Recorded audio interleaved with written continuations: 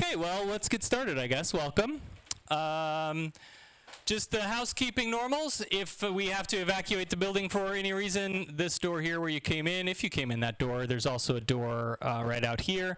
Restrooms are out here. If you use the restrooms, when you come out, the door will lock behind you if you let it close. So please make sure you set the trash can back in the door. As Austin mentioned, we do have drinks and snacks over here. Help yourself anytime. They do provide this space to nonprofits for free, so let's just make sure we're good stewards of the space. If we can not make messes, that would be great, and we do have some stuff to clean up if we have to, but we'll take good care of the space. So our roadway cleanup has been a huge success. Thank you all the volunteers who've been coming out and doing this. Yes, big round of applause. Go sit. We've done four cleanups now. And every time, we've got some regulars that come every time. We've seen some new faces each time. It's just absolutely fantastic. And I stopped by and talked to Katie, who's the executive director of Keep Polk County Beautiful, the organization that we partnered with to do this. And she says that we are her favorite group right now, largely because it's summer and we're out doing it. So I get, like, a lot of groups that have these probably in the summertime, you know, maybe slip off a little bit because it's just so darn hot. So that's why we've been doing ours early in the morning or later in the afternoon to try to get out of the heat of the day, and it's been super successful. So thank you for those of you who've been coming out. If you want to come out and help us clean up the roadway, we would love to have you. As always, all of the events are posted on the Facebook page, the private Facebook group, and on Meetup. Katie gave us some new pickers and some new trash bags to try out, so that will help big time in keeping our costs down, the things that we've been paying for. Now, you may notice, if you've followed the social media or seen these before, you may notice a slight difference in our road signs, and there's a story behind that, and I want to tell you a little bit about the story. So there is someone in the neighborhood where we're cleaning up who was pretty frustrated and angry at the fact that they let the atheists have a sign in his neighborhood, and that the sign on the left here made it appear as if his community was the atheist community. Which, of course, this is the standard format that all of the Adopt a Road signs use, right? This is the formal name of our business that's registered with the state and the IRS. And so there were a couple of ideas tossed out, things we could do, but he called Keep Polk County Beautiful and the commissioner's office to complain about it. He was that upset. And so one solution was to add "the" in front of it, make it the atheist community of Polk County. But of course, that's not our registered legal business name. And furthermore, if we're going to do that, in the following the line of equality and separation of church and state issues, then you have to go to all of the other signs and change it from First Baptist Church of Auburndale to the First Baptist Church of Auburndale. And that just, it's silly, right? And it doesn't change the messaging by adding "the" to the front. So this was their solution, to add a sign in the middle that says volunteer work provided by the following organization. And she did assure me that going forward, this is how all of the signs will look, so that we are not being treated differently than any of the other groups just because we're atheists and one guy got upset about it. But she explained to the commissioners that, like, listen, we don't have the kind of money to go back to 180 road signs and change them all tomorrow. So as new signs go up, as old signs get worn and replaced, that's what they're going to look like from now on. So I apologized to her for being the problem child that sort of started that whole thing. But the good news is that without us even having to mention it, she knew if we do this for one, we have to do this for all. So that was no problem. They are fantastic to work with, and we just really love them.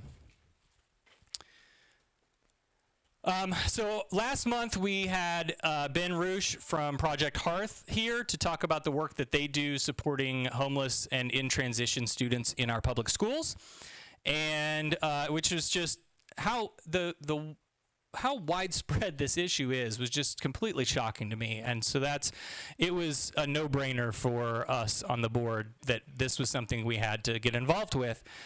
And so for the past month, we've been doing a fundraiser to support their work. And you can still donate to that today if you haven't and want to, or want to do more. We can take credit cards on site. You can write us a check, cash, whatever. But one of the things that he mentioned was some specific items that they are in need of to help people out. And I'll just kind of mention this real briefly in case you missed the meeting or the YouTube video from the meeting. So they do give out hygiene kits, right? This is more than just school supplies. Ben has worked with several different homeless organizations in the county, and so he really has a handle on what those folks need. And so their hygiene kits, the stuff that they had was in pretty good stock, with the exception of like 2-in-1 shampoo conditioners. These are the things that we've collected through today. So we've got quite a few of those to donate. The crock pots, interesting story. So a lot of these folks who are living in extended stay motel sorts of housing, these motels have decided that they're going to charge extra if they want a microwave in the room, which is just ridiculous. Right? Late capitalism at its finest. So to get around that, Ben and his crew are providing crock pots so that these families can cook for their kids and their families. So it's great that we've got some of those to give to him as well. But then I also wanted to share with you sort of the final result, and this is a up to the minute cumulative of all the money that you all contributed and the items that you've brought in. We have raised for Project HEARTH $770. Yes, please, round of applause. And that may not seem like much, but when you consider the fact that we've only been incorporated since March, and this is the fourth meeting here at the library, and otherwise it's just been social events and roadway cleanups. Like, this thing has grown fast, and you guys have come out and delivered, and that is fantastic, and we couldn't be more proud of that. So we're definitely going to work with them in the future, of course. There's another organization that supports students whose last meal at school on Friday may be the last meal they have before they come back to school on Monday. So there's an organization that does some weekend food provisions that we're looking to get involved with too. But I know going forward, this is something that you all have obviously spoken that you're interested in and you're passionate about being part of the solution, and that's just fantastic, and we love it.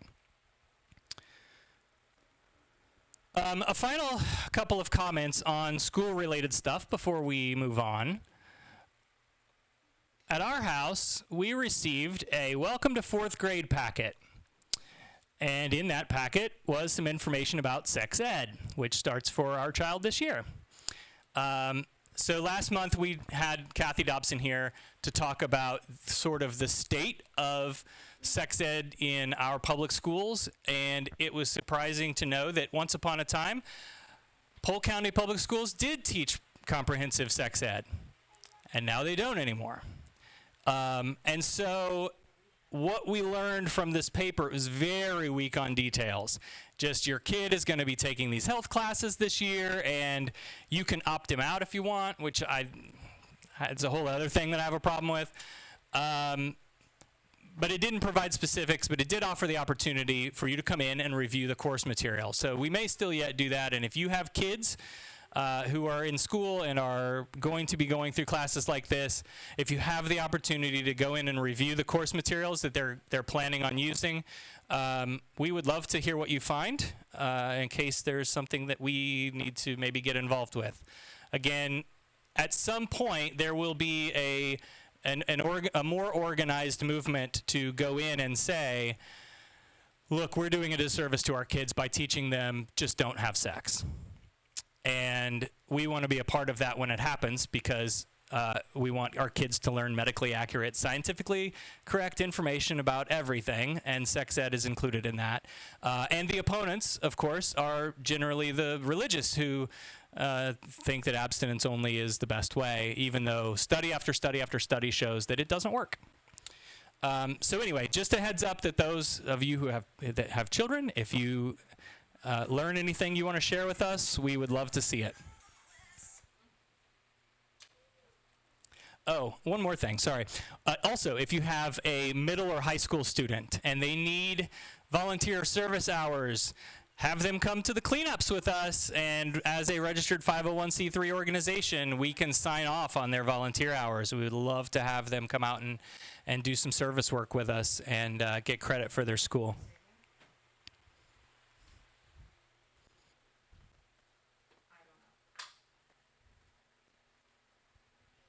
All right, so that's going to bring us to our speaker. Melina is a Florida native with an associate degree in political science. She's a disabled trans woman activist and leader of Trans Rights Action Committee based in Gainesville, president of Gainesville Area Now since 2017, and recently elected to be Florida Now's legislative director, which has sent her driving all over the state of Florida. You just got back in town yesterday and then drove down here today? Oh my gosh. Her activism dates back to high school, when she spoke out in support of gay rights and state church separation. She's run candidate forums, political events, interviewed candidates, and called attention to these issues in various levels of local and state government. And we're thankful that you drove all the way down here to be with us today. So let's welcome our guest, Melina.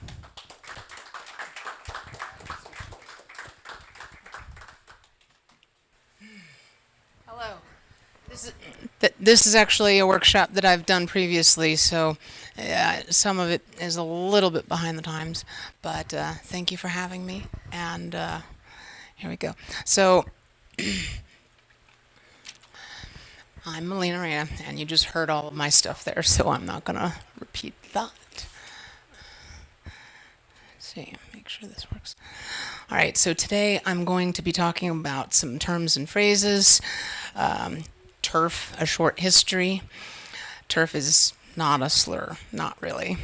TERF, recent activities and harassment. TERF, dog whistles, sensing a pattern here. Trans athletes, trans homeless, trans prisoners, trans youth, and some closing remarks. And actually, I'm hoping on, after I'm done with that, doing a bit more about like the ERA and stuff that I'm doing. So, but also some Q&A. If we have time. These are some typical vocabulary terms that you might hear in relation to trans folk. I'd meant to bring some paper printouts to hand out so that I could just keep going, but I'll be going over. If you have any questions, feel free to raise your hand.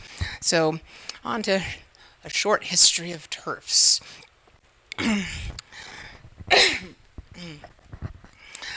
So, it goes back quite a ways. One of the ones that really stands out to me is Janice Raymond. She's really the one that caused removal of healthcare options for trans folk back in 1980. Like, it was being covered.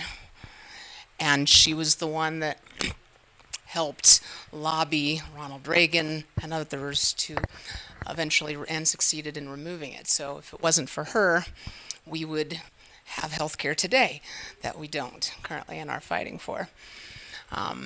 Back in '93, there was, for 40 years, there was this group called the Michigan Women's Music Festival. And in '93 especially, but also some earlier years, it came to a bit of a head in that they kicked out a trans woman because she was trans, because she was there. And it became a bit of a thing, and in partly response to a similar thing happening in '91, they made the trans advocates made a group called Trans Camp, if I remember right, literally across, like right in front of it, just as a sort of like a protest, actually. Other things that have happened at the music festival in 1999. There was, what was it, the Lesbian Avengers escorted a 16-year-old trans girl in to protect her, and still couldn't. Like, they were surrounded almost immediately.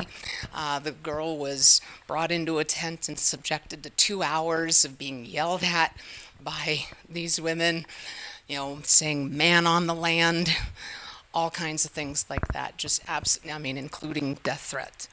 There was an actual death threat there. They also, in later years, TERFs in particular, would wear red badges just to signify that they were against trans inclusivity at that music fest. One thing that's interesting to note about TERFs in general is that it's different in different countries. It's actually something that kind of started here in the US back in the 70s, which I didn't talk a whole lot, mainly because it's that long ago. I kind of want to move past it to more recent stuff, but it did start then. And at some point in time, it migrated over to Europe, probably in the late 70s or 80s, where it's kind of festered and stayed there. So while here in the States, it does seem to be, as an ideology, something that's kind of dying, losing support. But like other things, there's some very vocal people.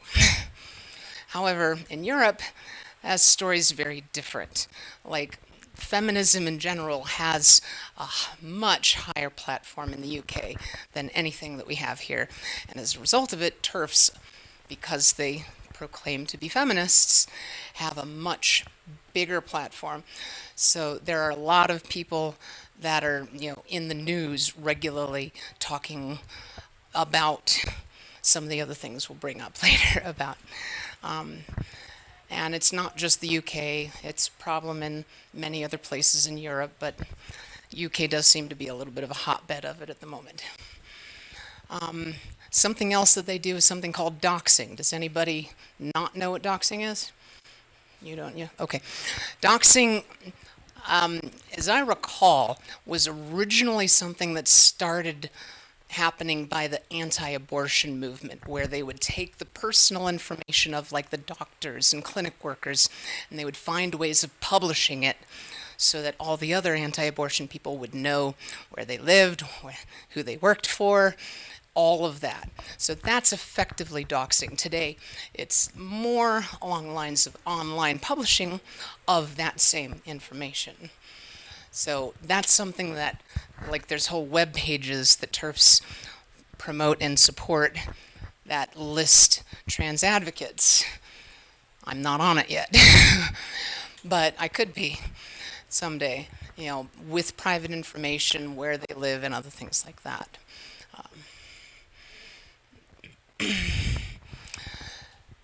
TERFs will regularly try to say that TERF is a slur because they want to, gear into that as a form of trying to fight being called that.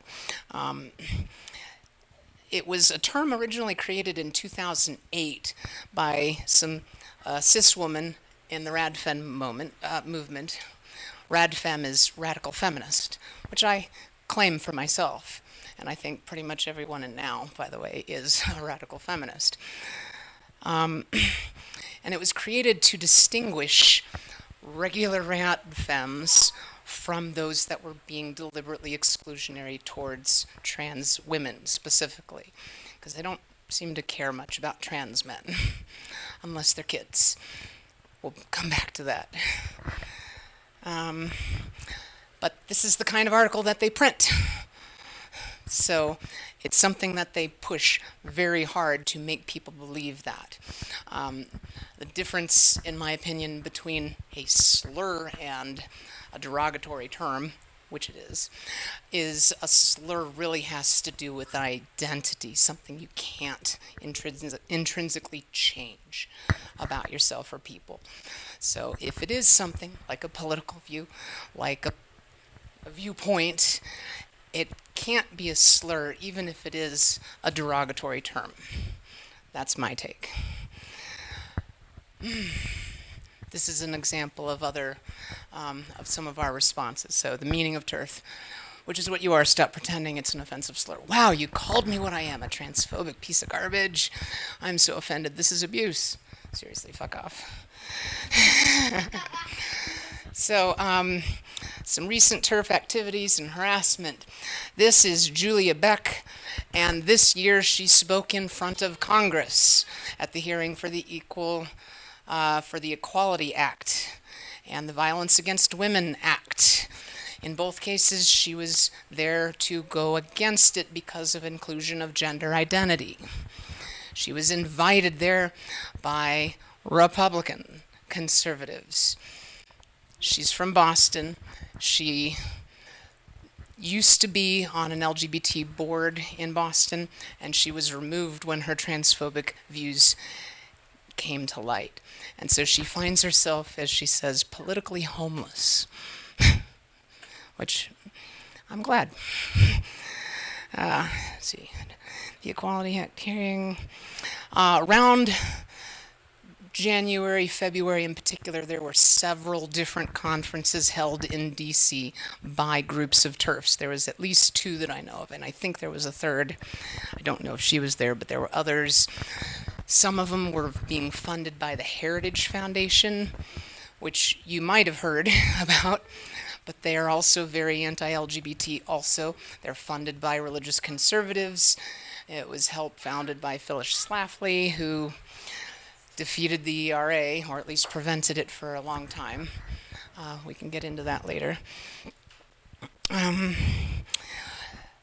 One of those conferences was attended by a pair of women TERFs from the UK that were flown in, the whole trip paid for by the Heritage Foundation, and while they were there, these 2, Posey Parker and Julia Long, went in and harassed Sarah McBride, who was working for HRC, and I'm videotaped it, filmed it right onto Facebook, just harassing her, saying all kinds of horrible, nasty things before the video stopped. I don't know if they got security or not.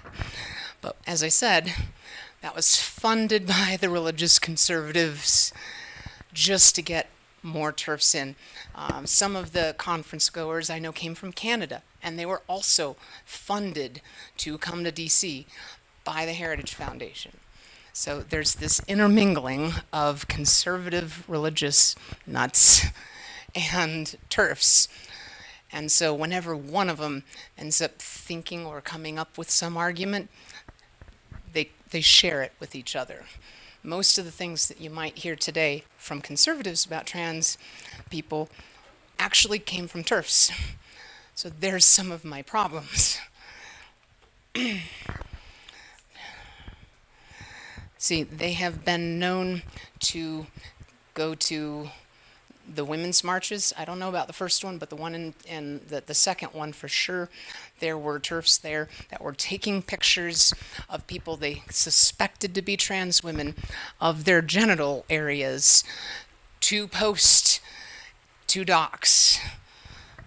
And they did that. They have had a bunch of articles this year in places like the Washington Post, LA Times, New York Times, I think, had one too, Huffington. They've all had articles by TERFs this year, several. This is a group that's also funded by the Heritage Foundation, was founded by Phyllis Schlafly, and because of the name, it sometimes goes under the radar. People don't notice it. One of the reasons I also include it is because in my hometown of Gainesville, we have a similar sounding group that's not this one, so I try to distinguish that, and that's National Women's Liberation.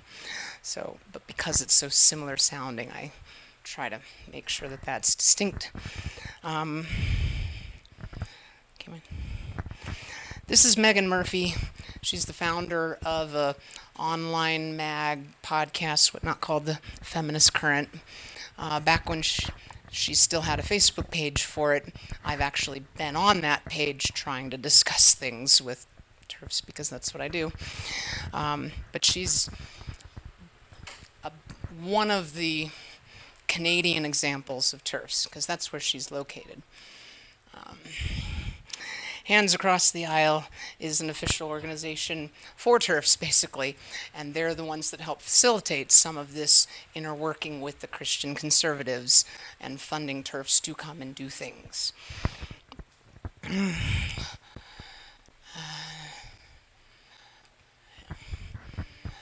So some of the things, like this is an example, this is from a women's march. That's some of the things that they'll do. Some of the things they'll say. So if you're reading, when you see these phrases or words, you have a strong likelihood of seeing a TERF. So they say things like gender critical. They're just being gender critical. Regardless, so don't use that yourself. But when you see it, you might be talking to a TERF. They'll say trans-identified male or female. They would call me a trans-identified male.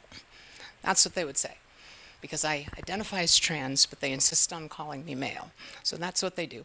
So when they say trans-identified, that's usually a TERF. They'll say adult human female, because that's the definition of woman, is adult human female. Once again, they're going to the idea that I'm not female, therefore I can't be woman. And that's the implication.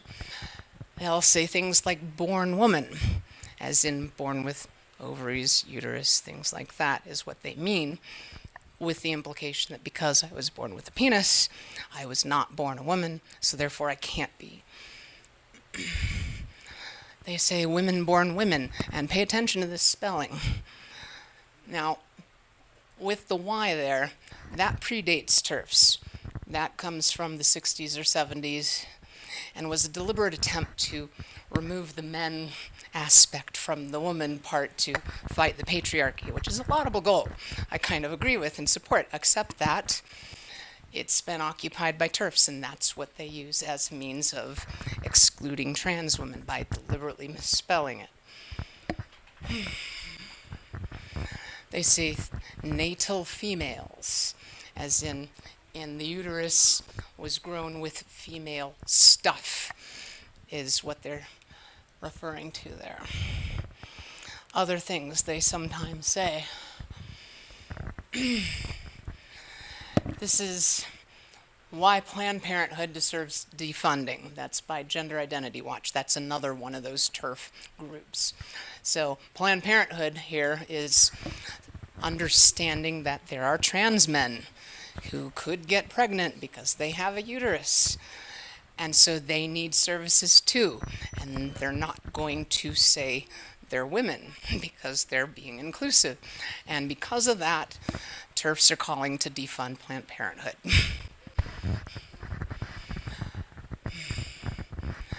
They say trans women are homosexual males pressured into transitioning by conservative society that hates gender nonconforming gay men.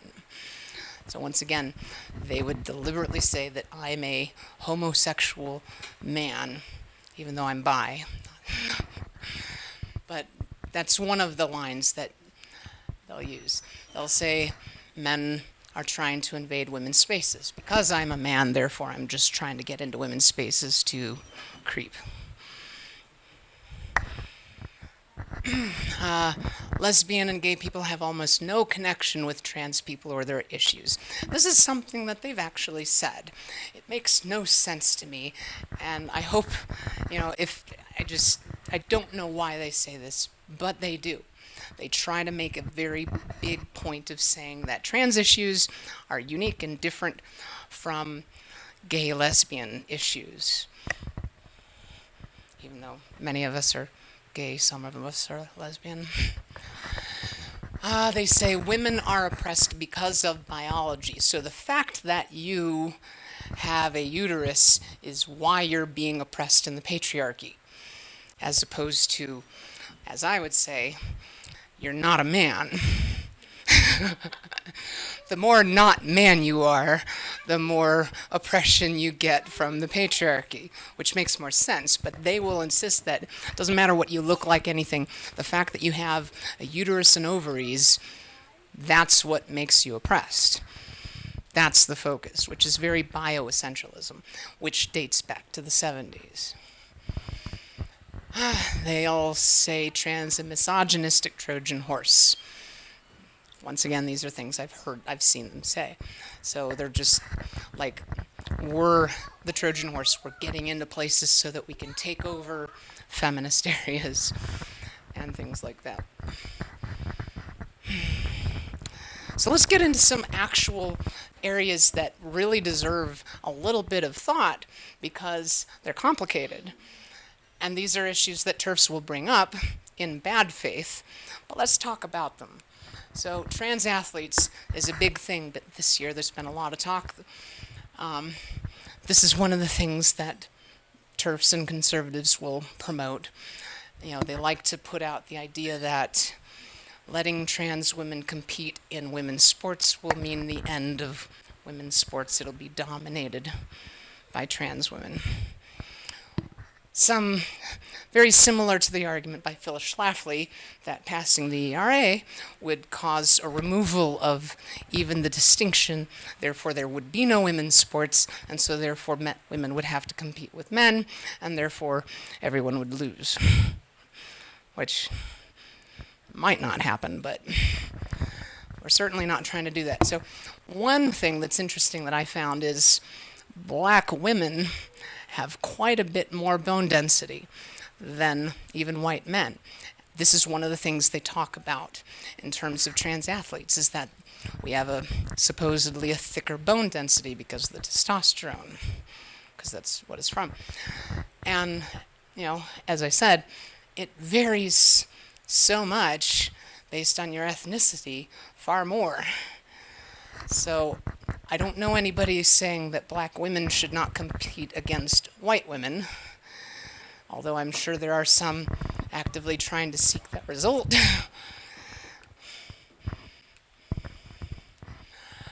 They talk about pain tolerances. The problem with this is that there's many different kinds of pain, and it has been seen, and I'm still trying to understand it, that the pain that those who are estrogen dominant are more sensitive to is different kinds of pain than those that are testosterone dominant. But what they'll talk about is that supposedly men, which is controlled by hormones, men have fewer pain receptors, and they're talking about sports, remember, so they can go longer, harder, faster, you know, before being worn out, or in the case of contact sports, being able to take a beating blow. Once again, the pain receptors are actually there. They're regulated by hormones, which we change. They talk about strength, which is basically kind of what I was just talking about. However, like U.S. powerlifting has not allowed trans women to compete. As far as I know, that's still ongoing. They'll bring up muscle mass, because admittedly, those that go through a testosterone puberty tend to have more muscle mass, at least while they're testosterone dominant. The problem, once again, is a bunch of things, actually. It's hormonally controlled. So once you switch hormones, like I did, slowly all of that kind of atrophies away if you don't use it. More than that, imagine switching the engines of a small car and a medium car. That medium car is going to have a harder time getting around with that smaller engine. And that's what's going on. So even if I have physically more muscle, not having that testosterone makes it very underpowered. And so I'm actually weaker as a result of it, because there's more there taking up what little I got hormonally.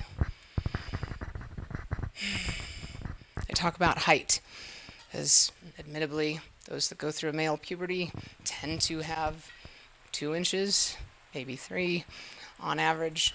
Once again, this is something that has way bigger differentials based on your geographic ethnicity of origin.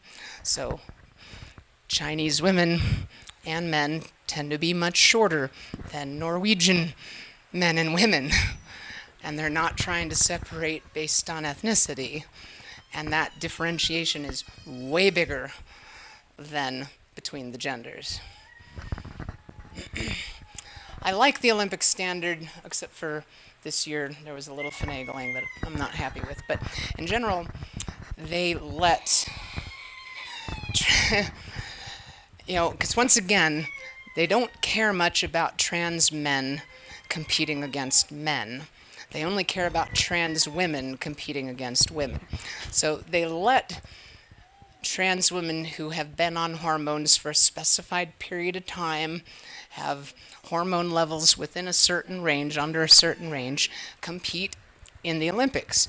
And they've been doing that for years at this point. They did, do I have it in there? No, I didn't put the years. 2 years of HRT, which is hormone replacement therapy. They used to, that's since 2003, they used to require surgery. They don't anymore. I don't remember exactly what year that happened. Let's see. There it is. 2016, they removed the requirement to have had surgery to compete. So we're talking 16 years of hormones, 3 years of not even needing the surgery. Have you seen a single trans woman compete in the Olympics at all? I haven't.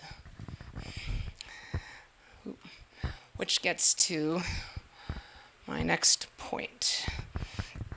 The NCAA has allowed trans people to compete without surgery, similar thing, since 2011. How many trans women have you seen in college sports, period, let alone dominate? And I don't know any. And because, just by population statistics, there should be some, and there isn't. But once one of us gets in there, you're going to hear all about all these things that I was just talking about, because, oh my God, they're going to take over and then there won't be any room for cis women. The mere fact that we don't have, 0.5% of top athletes kind of shows that it's just not something to worry about. If it gets to the point where a significantly larger amount of the women competing at high levels are trans women, then maybe we could talk about it. A few examples also relating to all of those things is that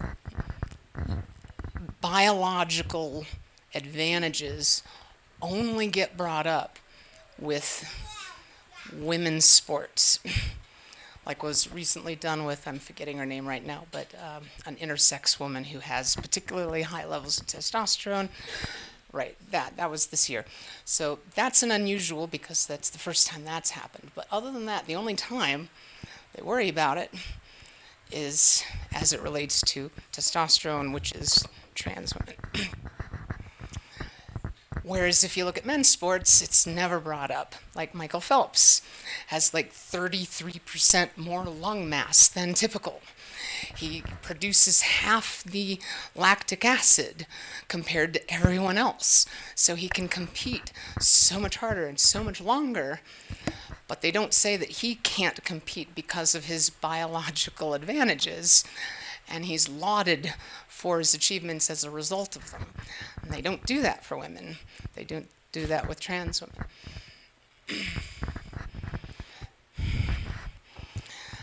Homeless shelters, specifically women's homeless shelters, is another thing that gets brought up as a boogeyman. If you let trans women into women's homeless shelters, then things like rape and assault will happen.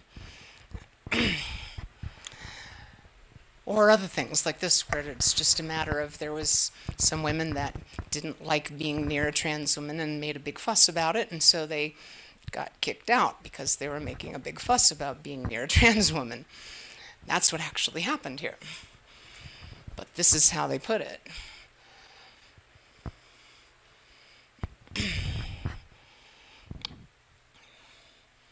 And that's where it happened. So see, once again, trans-identified males, they want to put it onto us to create the services, communities, and support that we need and keep it separate from women, which of course is extremely difficult because there's so few of us. We don't have that kind of resources. They'll say the risk of allowing any male who declares that he feels like a woman on the inside into women's safe spaces is vast, which is, once again, it's talking about the possibility of assault, possibility of rape. Interestingly, they really only talk about that when trans women are involved because those are problems with cis women too, in those same places. But they only call attention to it when a trans woman might be involved. Sex workers is something that affects trans people particularly much because so many of us live in poverty in spite of also having a very high average level of education. We, as a minority group, have one of the highest levels of upper degrees. And yet we still also have the majority of our population, or a lot of them, in poor areas. So because of that, it's something that really intersects with other forms of our feminism. Similar to the homeless shelters, they worry about trans prisoners. There was a case last year in Britain where this person, Karen White, assaulted a woman in prison. Now, she was in prison for sex crime, assault specifically, so she really had no business. Oops, there we go. She had no business being in general population, period. And that's one of the things that if they had followed the procedures, which that jail did not, it wouldn't have happened because it would have been put somewhere. But as a result of this event, they took her out and put her in a men's prison. I don't know what the current status is on that at the moment, but it also put out, because it's in the UK, all the TERFs there make a big deal about it, and so it makes it much harder for trans women that are there otherwise, to be put in a safe place, because put us into men's prison, we're gonna get raped, period. It's gonna happen, and does. They will bring up trans youth, and some of the ways in which they'll bring it up is for instance, trans boys, they'll insist on calling them young lesbians, which is making an assumption on who they're attracted to in the first place. But that's one of the things that they yelled at Sarah McBride was, you don't have any concern about young lesbians getting a double mastectomy, which is what trans boys do, what you call top surgery, for them, so that they'll have a manly chest instead of these boobs that I want.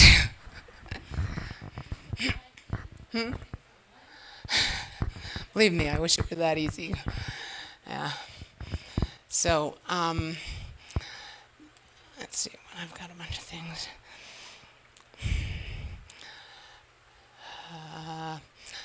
Let's go back a little bit. So in other things that they'll talk about is that our trans kids will often get puberty blockers to delay puberty, just to make sure. Make sure that that's what they really want and where they really want to go. They are kids, which makes sense to me. But because they're considered experimental, because there's been no specifically towards this studies, they say that it's child abuse. They'll say it's experimental, even though these same drugs have been used for decades, because there are normal, or I should say, there are kids who are not trans who there's a small amount that go through an early accelerated puberty. Like they'll hit puberty when they're like 6. And that's what these drugs were developed for. And that is mainline. But for some reason, applying it to trans kids is considered experimental. It's not really. It's just a new use of it. But they consider it abuse, and they say as much. They do things like this. They deliberately dox and bully trans kids, and here they even admit it. It deters others from transition. And here, once again, it helps young women. They're talking about our trans boys. It gives women community. Once again, they're talking about the trans boys, trying to prevent them from transitioning to men. And that's what they're doing there. But they even admit it. It deters from transition because bullying does. You know, if you're worried about being bullied, you might not transition right away. You might wait, especially as a kid.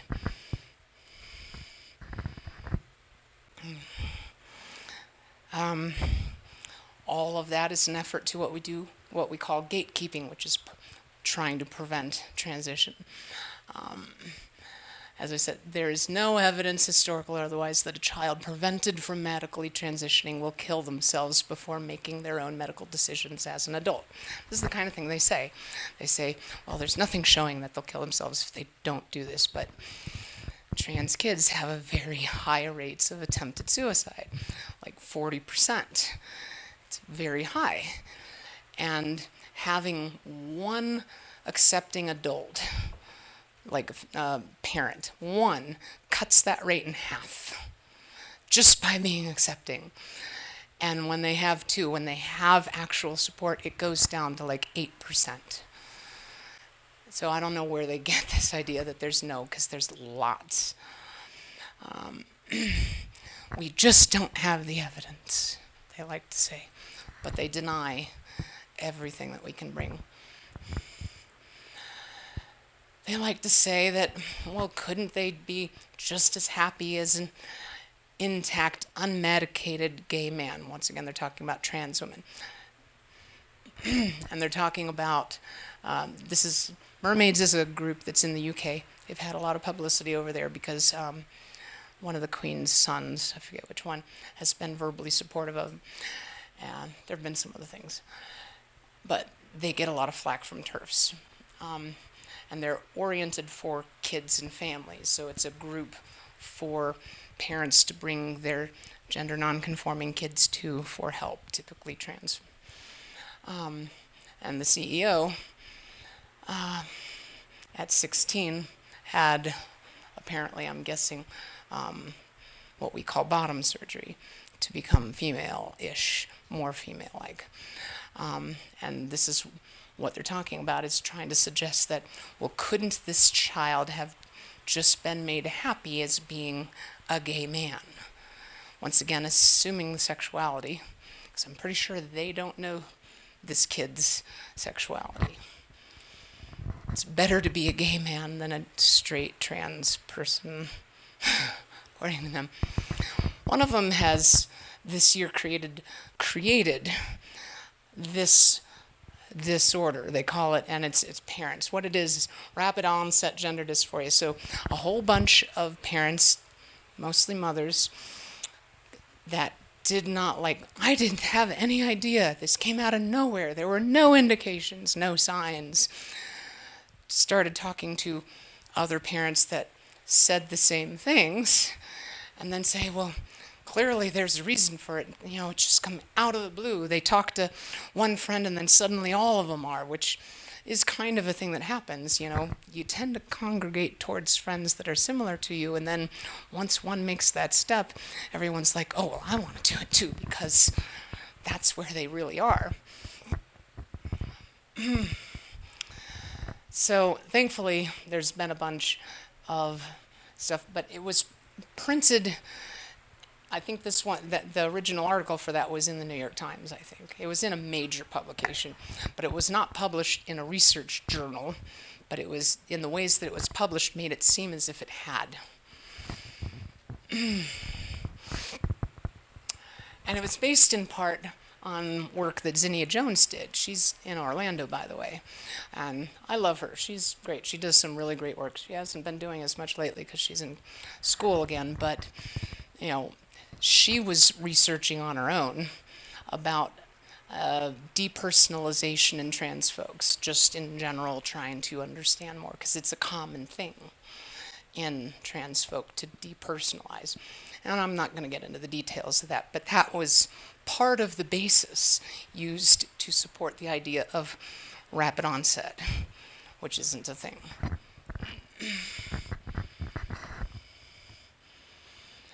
Okay, so at the end, one of the things I try to do is distinguish between calling in versus calling out, and that's where, you know, if somebody's saying something that's problematic, try to do it on the side, talk to them a bit, and bring them into it, rather than making a big fuss. Oh, you're saying something transphobic, kind of a thing.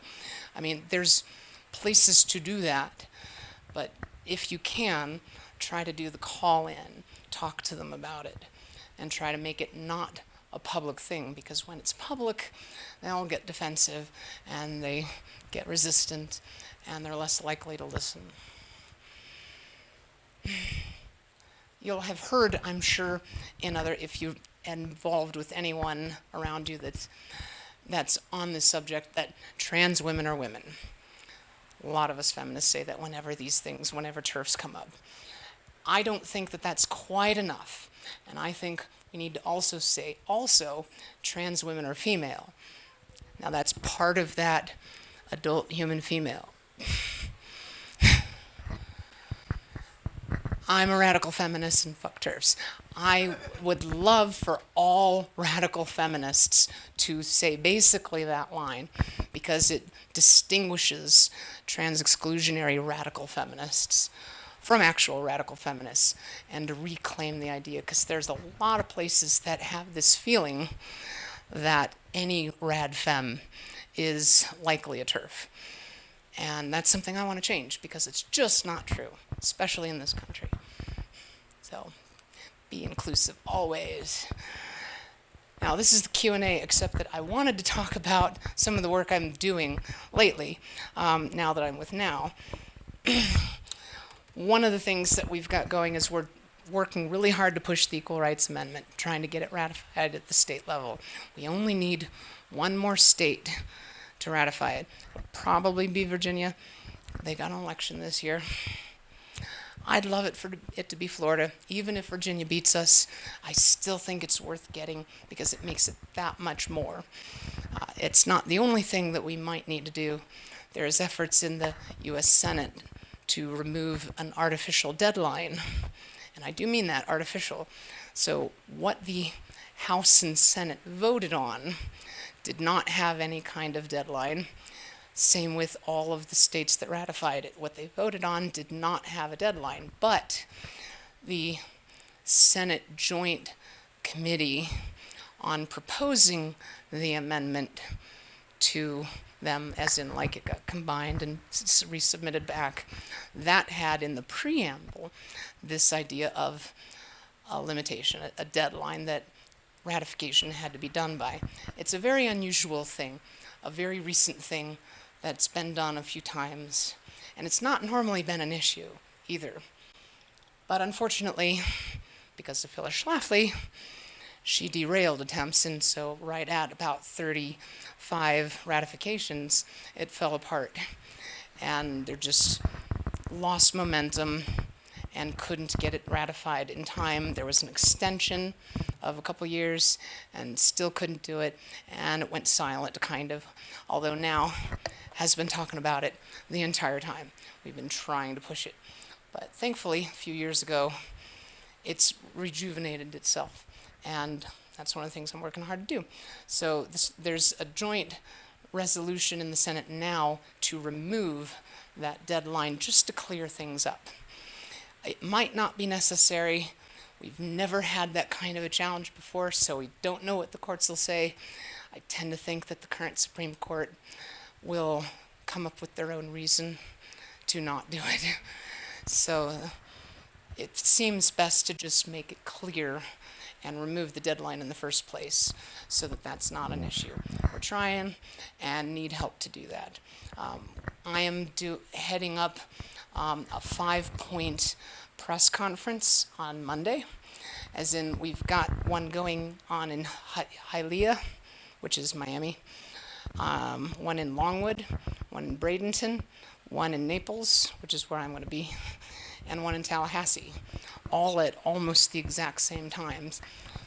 Now, the reason for those 5 locations, Tallahassee makes sense. The other 4 are, one of them's for the Senate president, and we're talking about the Florida level. The Florida Senate president, the Florida Speaker of the House, and then the 2 chairs of each committee that it has to go through that has prevented it from even being heard in committee. Every year since 2003, ratification of the ERA has been presented to the Florida legislature. Every year for 16 years.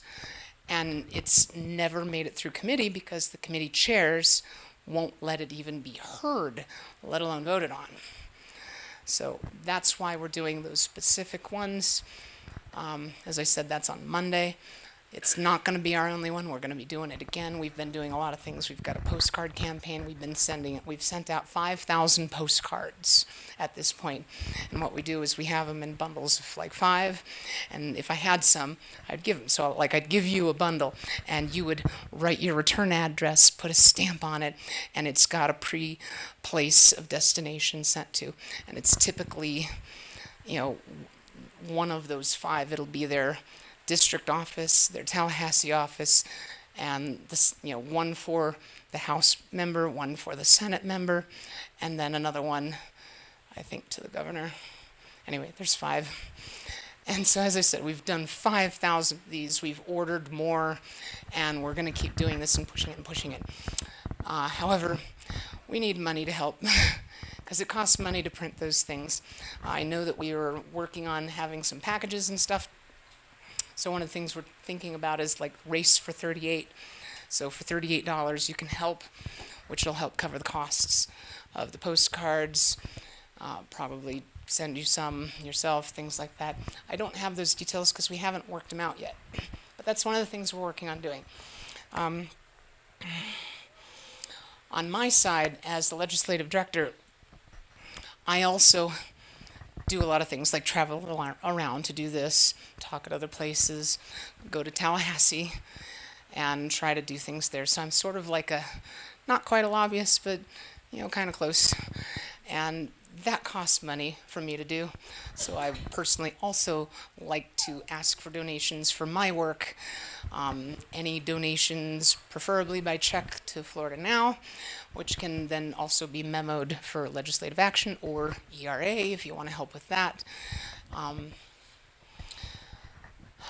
think that's pretty much everything. So if there are any questions, I'm available. If you have a question, just raise your hand and I'll run around with a microphone like I always do. I know. Have you formed an opinion on why trans females are more highly vilified than trans males? Yeah, because we've rejected the... It's okay.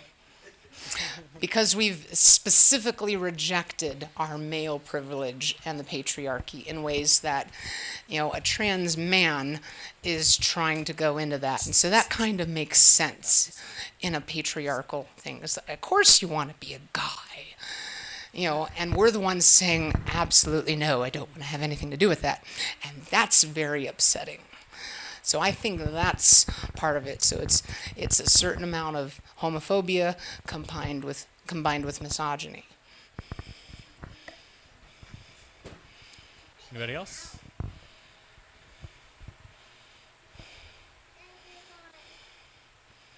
Quiet group today. Okay. So you were talking about where they demote a trans person to a gay person. Mm-hmm. And they think that's some kind of a fix, but in the background they're still very anti-gay. Oh, yeah. So what's going on there? I have no idea, honestly. I mean, it's a high level of trans misogyny. In the UK, there are former doctors of the gender clinics that are there that were, they're former for a reason, but the main reason is that they would try to convince kids, well, wouldn't you just be better off if you were just gay? And they actually say that, you'd be better off just gay.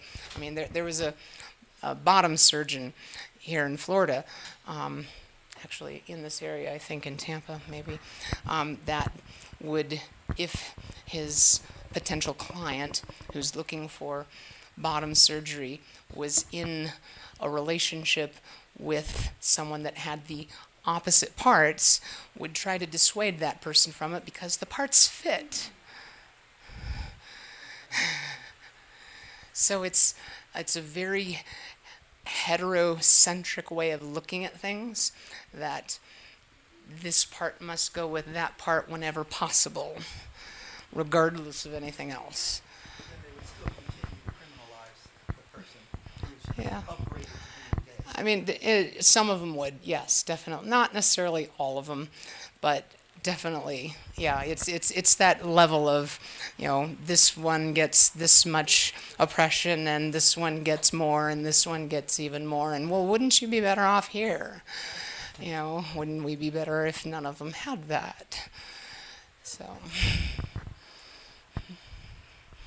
The Orlando Sentinel has begun a campaign to move the state capital to get rid of what I call Tallahassee tyranny to Central Florida. And as a matter of fact, Lakeland is almost exactly the state's geographic and population center. And I don't think you would disagree with the idea that if the state capital were, let's say hypothetically in Lakeland or even Orlando, much of the resistance to progressive ideas would evaporate, would lessen. Maybe, I don't think so. Largely because the government itself is made up of the representatives, and there's still a huge amount of rural representation. So the districts are gerrymandered, which incidentally is kind of the problem with the Senate at the U.S. level, is that the states are inherently gerrymandered in favor of Republicans, and that's actually why some of the states became states, was to do that specifically 150 years ago. So because of gerrymandering, because of that, it really wouldn't matter where the capital was, because there are plenty of very conservative states whose capital is in a very strong hotbed.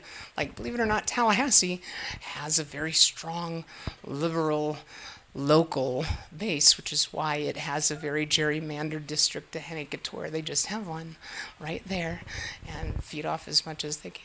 So even if it got moved, I don't see that changing much. All right, anybody else? Okay. Melina, thank you. Oh, you got another one? Did I miss one? Go for it. It's not a very intelligent question. It's fine. All questions are good. What can we do on a social level just to be more aware and, just to use terms correctly, just to keep things as non-offensive as possible when you don't really know where you're stepping?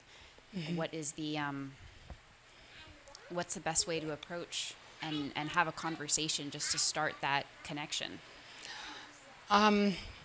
I'd have to say it would probably be based on the circumstances that you're dealing with, because it would be different for different types of situations. The easiest thing would be to reach out to someone who knows more, regardless, and ask, how do I approach this? You don't always have that kind of time, because sometimes it's a person standing right in front of you, So, do your best and understand that you might make mistakes, and that if somebody else sees that, just say, I was trying, please help me to be better. So most will be understanding when it's clear that it's an attempt that you want to know, want to be better, things like that. We tend to be very forgiving, partly because we have to, because so many around us don't know. Thank you. Sure. That's part of why I do things like this. All right. Well, thank you very much, Melina. Everybody, a round of applause for Melina. Thank you.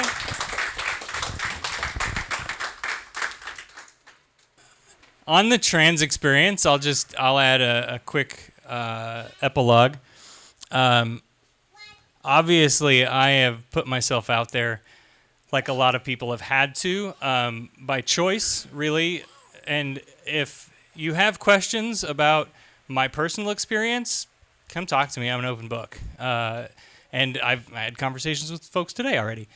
So I think you will find that most of us are happy to explain how we feel, what our journey has been like, the things that we struggle with, as long as we feel you're coming from a good place of trying to understand and improve your own understanding and knowledge. So you're always welcome to come ask me questions about my own experience. Obviously, like everything else, we're all different and we all have different experiences and we see things differently. And so you may ask a whole bunch of people and get a whole bunch of different answers. And that's all right too, because the human experience is varied. So next month, our speaker will be Mario Morano, who is a licensed mental health counselor who is going to be presenting on religious trauma and religious trauma syndrome and some of the healing that comes from the harms of religion and how he, in his practice, helps people get through that and sort of what he's learned as he's dealt with some of those specific things. So that's Saturday, September 28th at 2 p.m. here. I feel like I missed something. I did. The Faces of the Faithless photo project that Keith has been working on. Still a work in progress. If you haven't been able to be a part of it, Keith will be happy to take your photo. You can use your actual face photo, or you can use the silhouette option if you need to remain a little anonymous. That's okay too. And I think, and I've said this before, but I think that speaks volumes of its own, that in showing that some of us don't feel safe to be known as that we don't believe, right? And so kind of having that mix of the silhouette and the portrait, I think, is a very profound statement. And so just chat with Keith, and he'll be happy to take your picture. He's also going to be set up at Free Flow. Who's going to Free Flow? Who doesn't know what Free Flow is? I'm so glad you asked.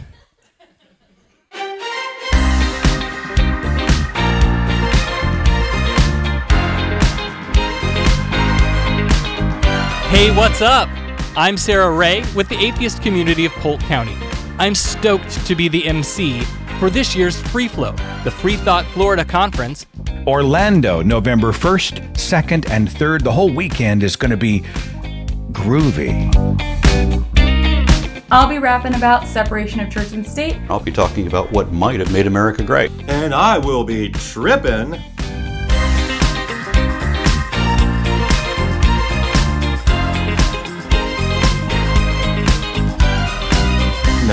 No, I will not be doing any tripping. I'll be talking about the role of science in secular humanism. Evolution education. Community organizing and activism. Transgender equality in America today. Americans' attitudes toward, wait for it, agnostics. I'll be giving the skinny on how summer camp can help build a secular community for kids. Science education here in the Sunshine State. Black feminism, free thought, and progressive politics. You can get your groove on at the Friday night cocktail party. Friday night cocktails and costumes party, which kicks off the weekend. We're gonna lay down that funky music until we die. Costumes are optional, but at least some disco will be mandatory. I personally won't be there unless there's disco. Join me and hundreds of other science enthusiasts, atheists, secular humanists, heretics, feminists, skeptics, non-believers, Satanists, and freaky freethinkers. Tickets are at freeflow.org. That's freeflo.org. So do me a solid and register today at freeflow.org. Catch you on the flip side. They should let me write these. So we were all given the script to read that entire. We each had to record that entire script, and then they carved up which pieces and parts they wanted us to use. So Free Flow is going to be a blast. If you can make it, we would love to have you be there. Again, there's, we've got some big names in atheism that'll be there. Seth Andrews, Aaron Ra.